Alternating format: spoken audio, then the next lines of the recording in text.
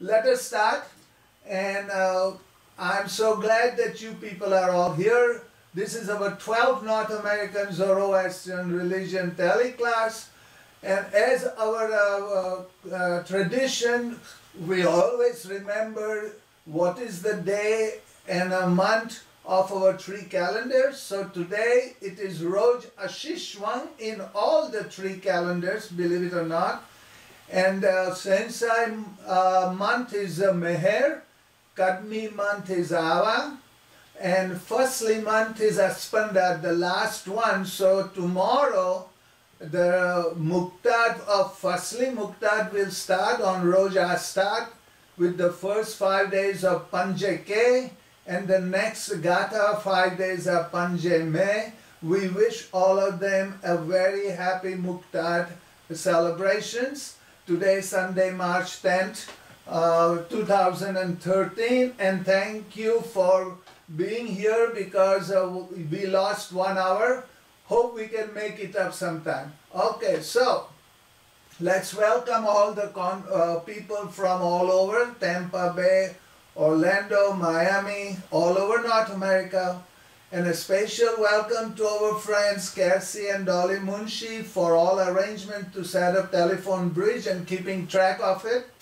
Joanne and I are always very humbled by your response, patience and attendance to these classes, and hope we continue this type of religious classes in the future for betterment of all. So Behram Pastakia actually started me on this, suggesting to have this Tele class, and Behram, when he was in Mumbai and Melbourne, contacted Arnavaz Chubb, who is the past president of Zoroastrian Association of Victoria. She was supposed to join, but then she backed out saying it is too late in the night, so we missed that one. And then Behram also had Viraf Hansotia of Spenta Multimedia of Mumbai.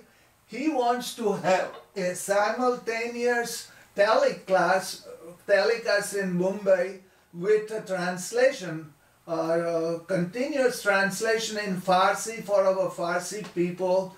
It did not come out this time. Maybe we will do it in the future. Thank you, Behram, for everything you do for this, especially for this class. So now we come to the agenda, slide number 4, Cyrus Cylinder. What is it? How was it discovered? What is its contents? What is the verification of the contents using the Old Testament? His life and achievements of Cyrus, his reverence for him in ancient and modern world, Europe, USA, and even in maybe Quran. The tour of the Cyrus Cylinder in USA at 5 different places. We will then end up with our traditional Hum Bandagi in English and the Hamazur of Cyber side, and then we acknowledge the whole thing. So now I'm on slide number 5 to talk about what is this Cyrus Cylinder. It is an ancient clay cylinder now broken into several fragments. A declaration written in Akkadian cuneiform script, as you see on the slide in the right hand side, in the name of the Achaemenian king Cyrus the Great. It dates back sometimes 539 to 530 BC, which is almost over 2,500 years, and was discovered in the ruins of Babylon in Mesopotamia in the modern Iraq in 1879. It was created and used as a foundation deposit of the ruined Esagila temple following the Persian conquest of Babylon in 539 BC. It is currently in possession of British Museum, which sponsored the expedition that discovered the cylinder. I am on slide number 6 now. It is a barrel-shaped cylinder of baked clay. You know, in the old days, I used to remember some of the breweries used to have beer in that kind of a barrel-shaped cylinder. So it is a barrel-shaped cylinder, not even 9 inches. It is 8.9 inches by 3.9 inches at maximum diameter, almost like US football. It was created in several stages around a cone-shaped core of clay with a large grey stone inside. It was built up with extra layers of clay to give it a cylindrical shape, and then there was added a final outer layer on which the text is inscribed in Akkadian cuneiform script, and it was excavated in several fragments, having apparently broken apart in antiquity, survived for over 2,500 years. Today it exists in two main fragments, A and B, which were reunited in 1972, and we will talk about it later on. I am on slide number 7 now. So we go to the second agenda item, how was it discovered? This was discovered by Assyrio-British archaeologist Hormuz Rassam, as you see his photo on the right. He discovered the cylinder in March of 1879 during excavation in Mesopotamia, carried out for the British Museum. It was placed there as a foundation deposit. You know, in the old days, whenever we used to build a new home in India, we used to do something like this, like a coins and so on, we used to put up there. I myself did it again, but I put it in the concrete as you come from the garage into the home, and with the Indian coin. So this is the very similar kind of thing that was done in the Esagila foundation of the city main temple, which was the shrine to the chief Babylonian god Marduk. The main body of the cylinder discovered in 1879, which is, as we say, fragment A, as I show on the right. Smaller segment B, measuring 3.4 to 2.2 inches. I am going tonight to show where the cylinder was discovered. On the above left hand side, we have the map of Turkey, Iran and Iraq. So it was in Iraq which was discovered.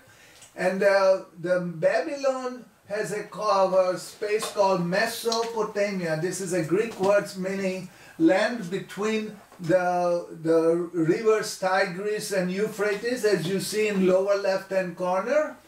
And then this cylinder on the right hand side was shown actually near the Euphrates River in Babylon, as shown in E on the right hand side.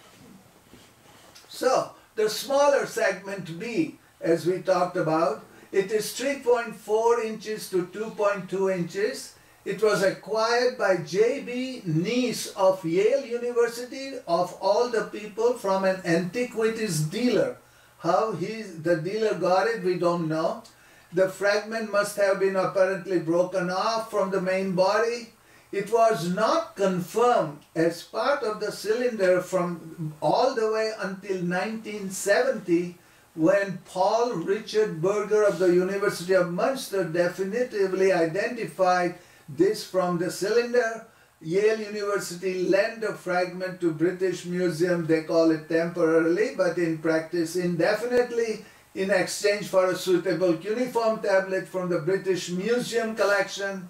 The place the British Museum is demonstrating this, exhibiting this cylinder, is shown on the right hand side in room 55 of the British Museum in London. I am on slide number 11. So we have the broken segments on the left, we have the Akkadian cuneiform script, we have the permanent housing of it in British Museum lower left, and then a replica was given, which we will talk about later on, and it is placed in United Nations building, and Shashi Tharoor, an Indian Under Secretary General of United Nations, explains the cylinder replica presented in 1971 to UN by Shah of Iran, and we will talk about that later. So now, what does it contain? What is on this, the little cylinder? I am on slide number 13. It is a declaration written in a common Akkadian cuneiform script in the name of the Achaemenian king Cyrus the Great, translation by Erwin Finkel, Assistant Keeper, Department of the Middle East, British Museum, and